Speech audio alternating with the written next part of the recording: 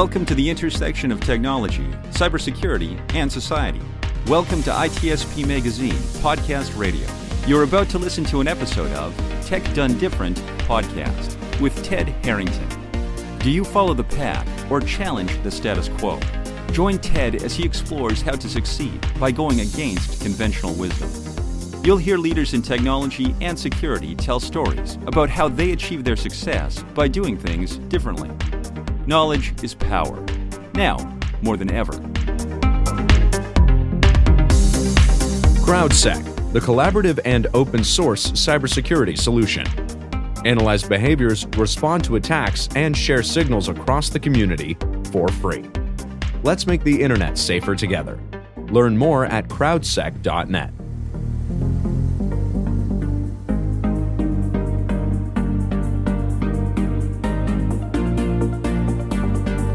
Welcome, everybody, to another episode of Tech Done Different. As always, I'm your host, Ted Harrington, and with me here today is our special guest, Richard Thalheimer. He is the founder and former CEO of a company we all know, The Sharper Image. Richard, thank you for coming on the show. Thank you, Ted. Pleasure to be here. As we were talking the other day, or talking recently about areas that we might dig into your expertise for our audience, one thing that really came to the forefront was an interesting thing that you certainly lived through the course of starting and then growing The Sharper Image, which is, you lived through the way the internet changed your business. So I'd love to understand the insights, what we could learn from the idea of how do we deal with emerging technologies. I mean, everyone's certainly comfortable with the internet now, but they're maybe not comfortable with blockchain or Web 3.0 or any of the other things that might be impacting their business. So maybe take us to those days when you were experiencing this new thing, the internet, and how'd you deal with it? Well, certainly times change, and I do want to get your opinion on the metaverse, which is probably the next change people are talking about. But for just a quick glance back, it was about 95, 96, and I went to our board of directors, and I said, this internet thing is happening, and I want to get the Sharper Image, which was basically a gadget store at retail and a gadget online catalog. I want to get this on the web. And I never forget, one of our directors turned to me and he said, Richard, people will never spend money on the internet or over the internet. And I thought, wow, who could have looked ahead and seen that Jeff Bezos was going to become the richest person in the world selling things using credit cards over the web? So anyway, they told me it wouldn't work. And I said, we got to try it. And I said, I've heard of this new thing called Netscape. I want to get our first site up on Netscape. And our CIO at the time says, no, let's use Mosaic. And I'm thinking, I don't even know what Mosaic is. I've just heard about Netscape. So anyway, we eventually got it launched. It was small at first, but within 3 or 4 years, it grew quickly. And I think it's so fascinating that nobody could even conceive at the time that people would spend money on the web. Crazy. Yeah. So you certainly saw that was a potential opportunity, and you had a number of people in your way who didn't believe. So how did you overcome that resistance? I mean, was it as simple as you saying, look, I'm in charge, this is what we're doing, or did you build consensus? How'd you do it? Well, I think anyone in business learns that it's common people will say no, or they'll doubt your ability to make it work, because it's a little bit safer and more conservative to just say, it probably won't work. Let's not try it. So you have to be a bold and innovative leader and not be afraid to fail your way to success. And by that, I mean, you try something as soon as you have a good idea. You don't risk the entire ranch on it. You try it though. And if it fails, that's great. You can go on to the next thing that might work. But you have to be a strong, bold person to push it through. And I think, my favorite example of that today is Elon Musk at Tesla, of course. He had so many doubters and so many moments when they could have gone out of business or bankrupt. And then 10 years later, he's the richest person in the world. Pretty crazy. Yeah, that's interesting, being bold and innovative and willing to fail. So let's talk about that a little bit, because that I think every single person, no matter what industry they're in, what level they're at in their career, deals with this fear of failure. And it's a common thing that we all understand that, like, hey, failure is good. It helps us advance. How do we differentiate between the kinds of failures that are going to help us and the kinds of failures that might destroy us, especially when we see all failures as the kind that will destroy us? I like the phrase management by opportunity. And by that, what I mean is that you see an opportunity come along, so you decide to leap and try it. And it works perhaps, and now you're moving right along in your career or your company.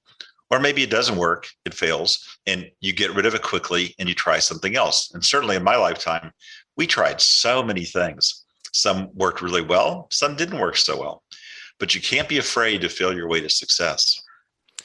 I like the way you just framed that, this idea of management by opportunity. There have been things in our business certainly where we see this opportunity present itself and we're like, we got to go, we have to try that thing.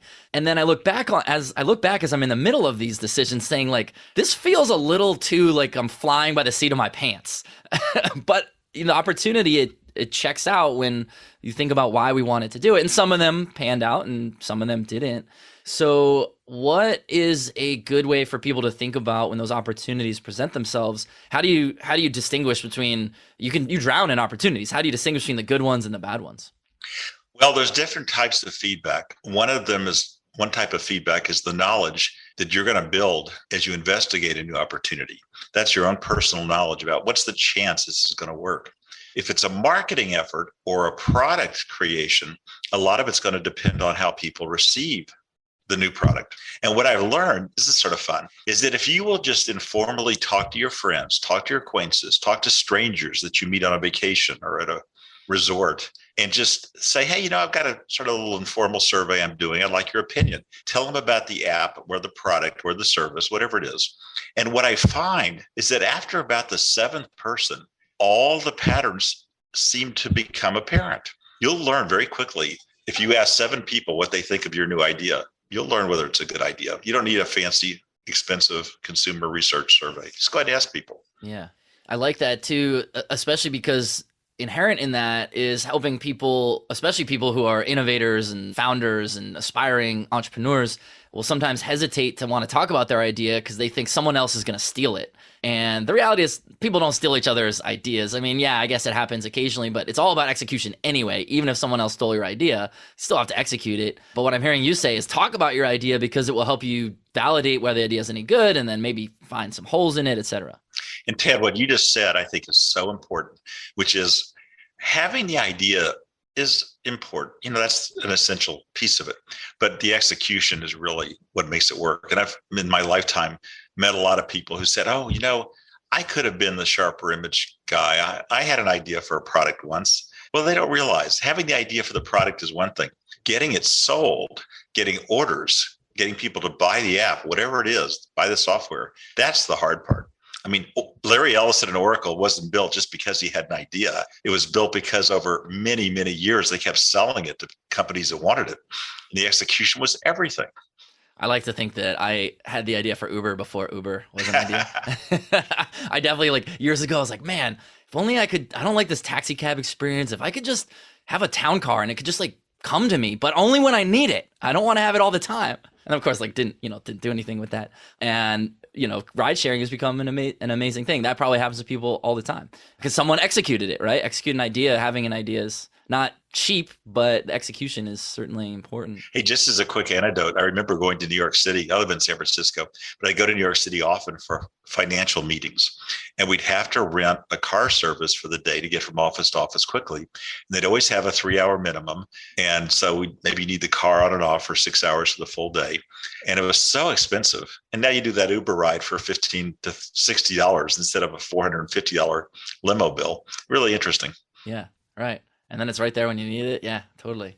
So by the sound of some of the stories you've been telling us, you have an ability to both surround yourself with people who are going to help you achieve the mission, even if they say no. And you're also going to find people who are not maybe necessarily part of the team on vacation, as you mentioned, at the resort, whatever. For those who are listening right now and they're building teams and they're trying to determine what should their counsel be, the people around them, what's the advice for how to find the right kinds of people to surround yourself with? Well, that is a great question. So let me just throw out 2 thoughts. One is during the interview process. I'm always looking for people that are talking about what they can do for me or what they can do for the company or what they can contribute to the company. And what I'm generally avoiding is the people that are only asking questions about what's in it for them. I just haven't found those people make very good team players. If they're looking in the interview already for what's in it for them, that's not good. The other thing is once they're on board, what I found in my lifetime was you get two types of people. One type helps you solve problems. They simplify things. They save you time. The other person is the problem. The one that takes more of your time to watch them, supervise them, help them. They're taking more of your time than before you hired them. Well, that's the opposite of what you want. Yeah, that's fascinating. And there's an interesting element to that too, that probably a lot of people who have direct reports, I don't know if they learn it early or late, or maybe they never learn it, but is this problem where oftentimes a person will look to their superior for advice to make a decision on something. And what winds up happening is the superior knows exactly how to make the decision because they've done that for however many years. And so when they're asked that advice, they usually will say like, oh, do it version A, not version B. But that ultimately means that person, the direct report, doesn't learn how to make the decision for them. And ultimately, the superior is not saving time. So how do we help people on both sides of that equation, people who are the direct report and people who are the superior, pause to say, where do I not make the decision so that I can teach somebody else versus make the decision for them? Well, that's a great question because that's at the end why you're hiring people, right? Is you wanted them to save you time. And if you're going to have to make all the decisions for them, you don't need them. I once had a difficult employee and he kept saying to me, why are you micromanaging me? And my response was, if you would just do it, make the decisions and save me time, I wouldn't be micromanaging you. That's a good frame, right? Yeah, I'm doing this because you are making me do this. That's interesting. When you think about coaching people or figuring out how to find people who can coach themselves, what is the biggest piece of advice you could give people for that part of building a team, right? We have to be able to teach people. How do we do it? What's an effective way to coach people? Well, generally in my lifetime, I've always taken the approach of leaving people alone. So I'm not like Steve Jobs, where it's always written that he used to really micromanage every little tiny detail. I mean, I think he's a much more successful entrepreneur and business person than I've ever been, for sure.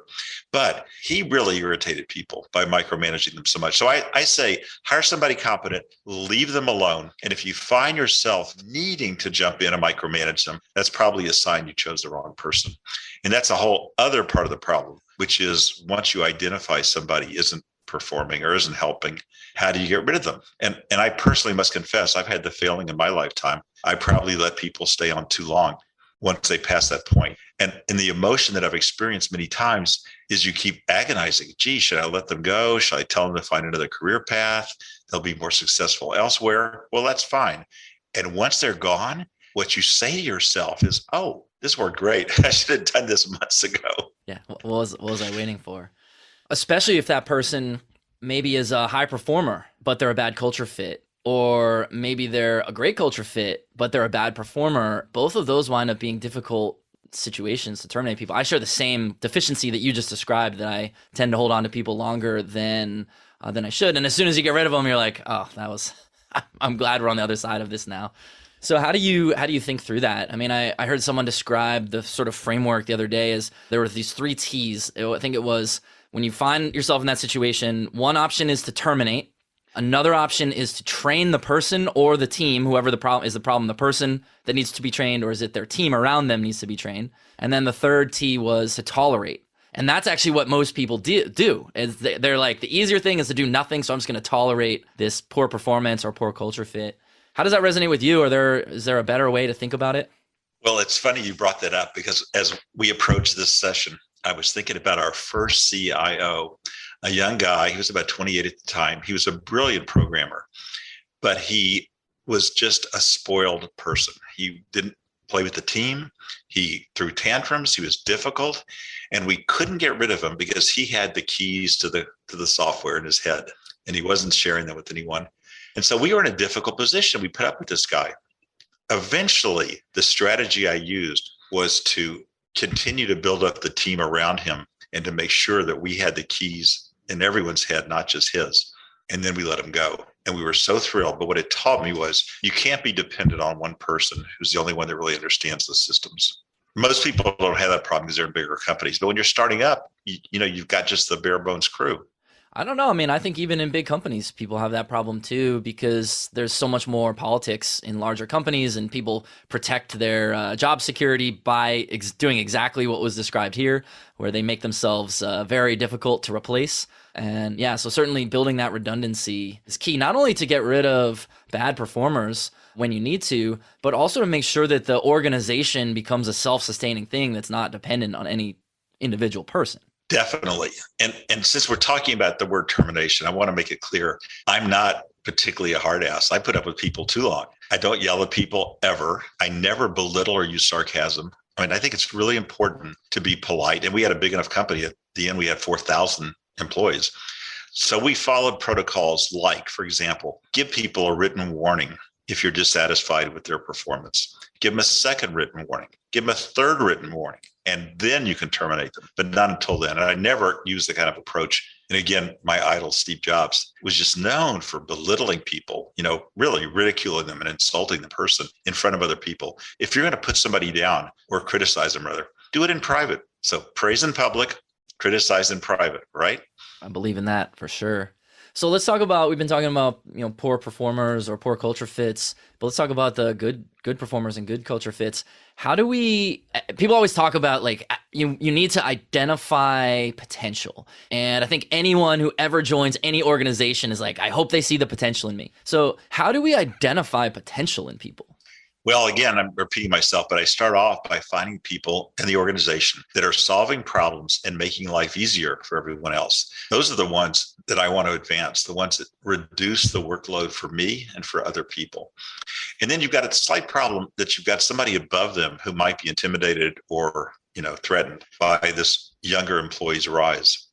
So what for me worked was to change titles. So maybe the person who was head of pick a department now is going to be head of a similar division or a similar title, but it's going to be slightly different. And by doing that, I'm freeing up this space in the organization to let the new person rise up without threatening the person directly above them, because I moved that person slightly aside by a shift in organization.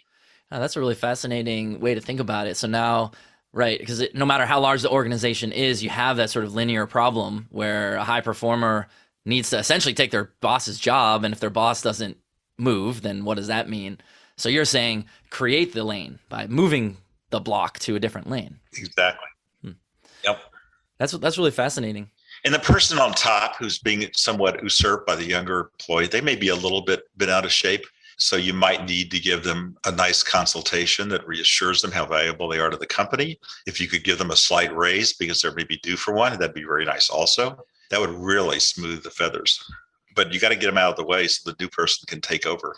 Right. Yeah, you don't want a high performer held up simply because of the architecture of the team. Right. And you might lose the high performer if you don't give them career advancement. So to what extent do you think age plays a factor in this? One of the things I think that's really beautiful right now is that no matter how young someone is, they have opportunities. No matter how old someone is, they have opportunities. But people still see age. Ageism is a real thing. How do we deal with this problem and combat it? It's funny you should say that. When I was starting the Sharper Image, I was in my 30s, late 20s, early 30s. And back then, your company really had to have earnings in order to go public. You had to have a solid record in order to go public. And nowadays, I see young people become billionaires overnight, right? With companies that don't even have any earnings. So I start off by being jealous. Getting back to your question, ageism. Wow. It's a young person's world nowadays.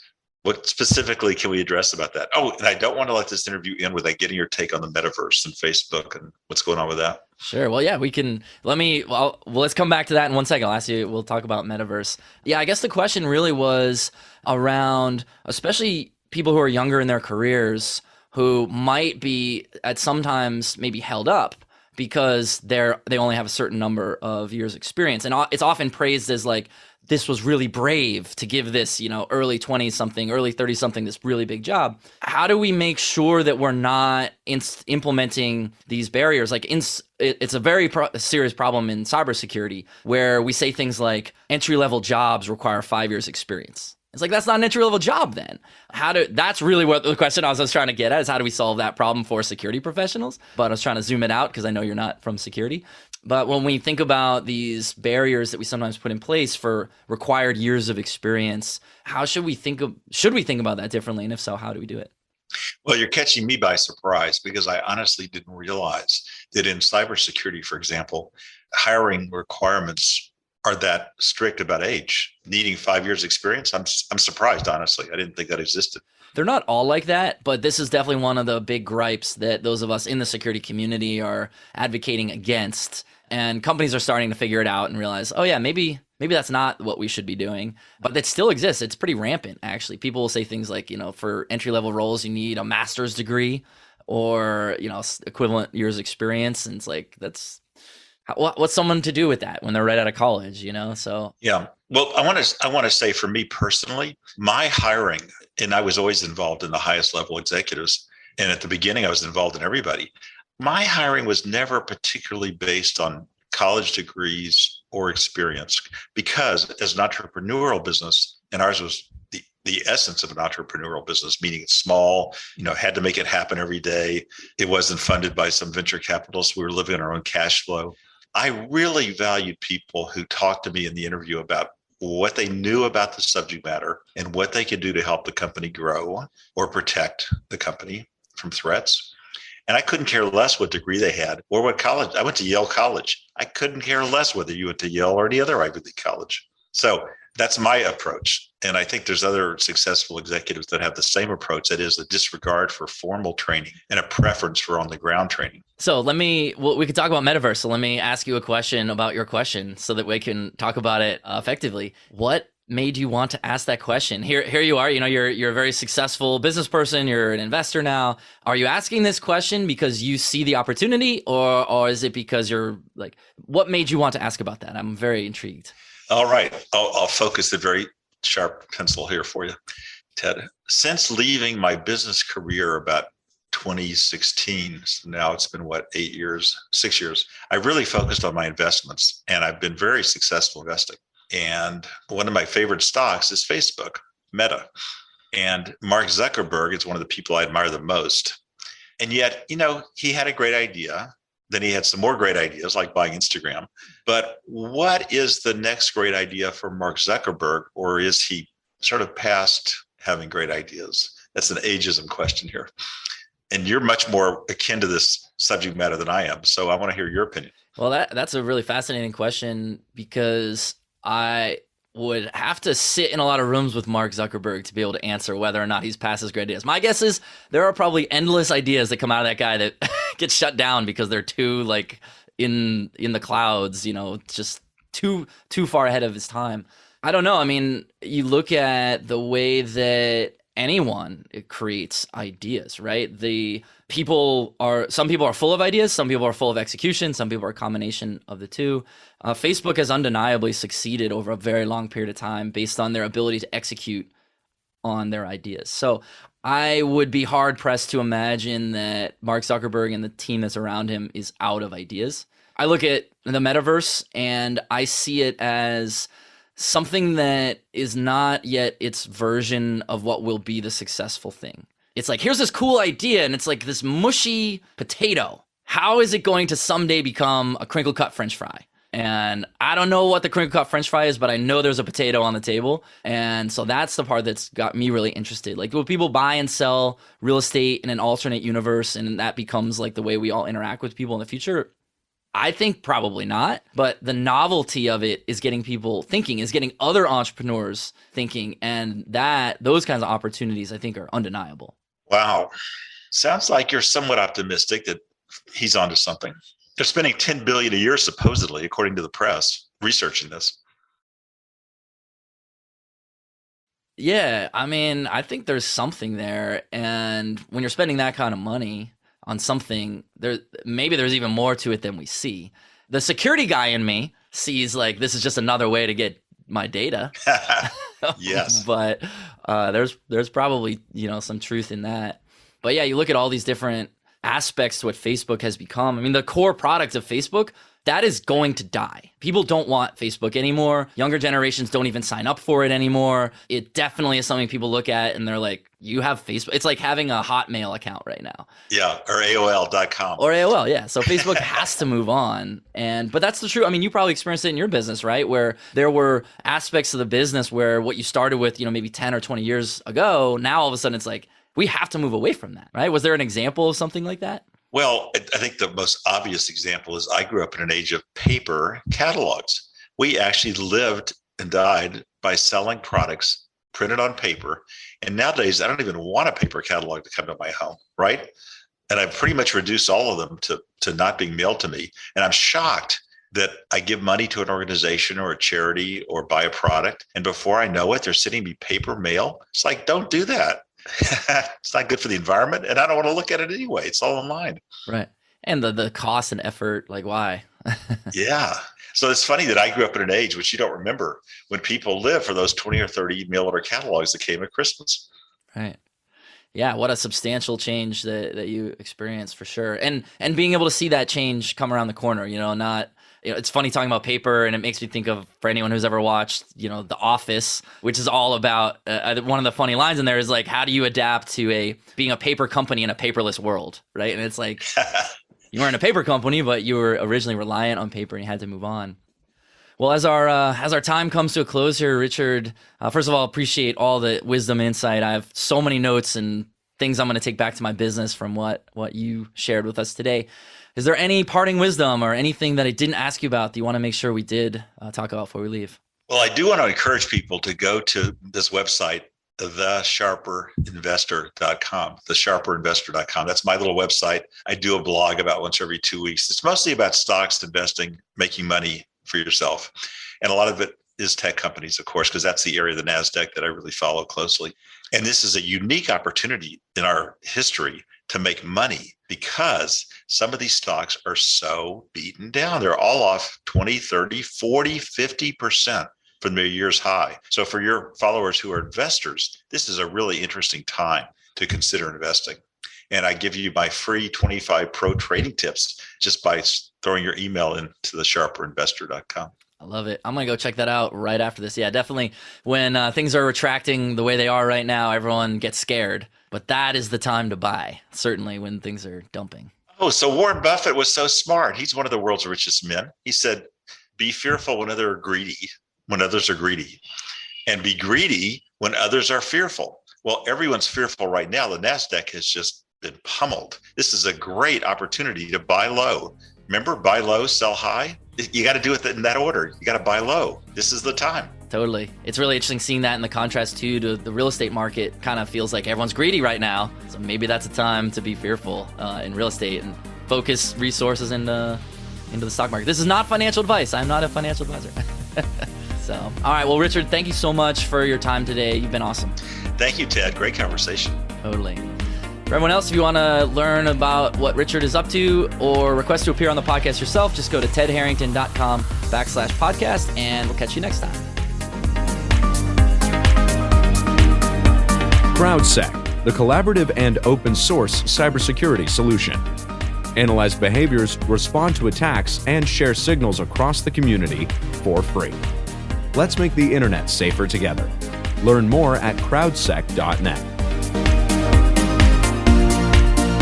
We hope you enjoyed this episode of Tech Done Different podcast with Ted Harrington. If you learned something new and this conversation made you think, then share itspmagazine.com with your friends, family, and colleagues. If you represent a company and wish to associate your brand with our conversations, sponsor one or more of our podcast channels. We hope you will come back for more stories and follow us on our journey. You can always find us at the intersection of technology, cybersecurity, and society.